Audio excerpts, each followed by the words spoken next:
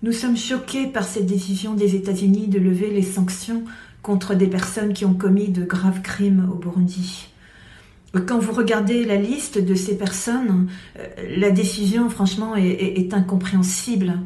La liste inclut, par exemple, Alain-Guillaume Bunyoni, l'actuel Premier ministre et ancien ministre de la Sécurité publique, Godefroy Bizimana, l'ancien directeur général adjoint de la police et actuellement conseiller à la présidence, Gervais Ndirakobucha, l'actuel ministre de l'Intérieur, du Développement communautaire et de la Sécurité publique, et l'agent du service national de renseignement Joseph Mathias Niyonzima, alias Kazungu.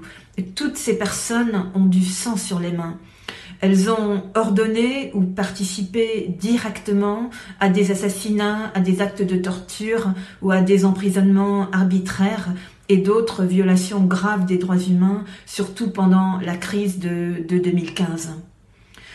Le gouvernement du président Évariste Ndayishimiye n'a rien fait pour faire traduire en justice ces personnes. Au contraire, certains ont même été promus à des postes élevés dans le gouvernement. Cette décision des États-Unis ne va que renforcer l'impunité qui protège déjà les auteurs de ces crimes et donne l'impression que les États-Unis ne se soucient plus des crimes qui ont été commis au Burundi ou du sort des Burundais.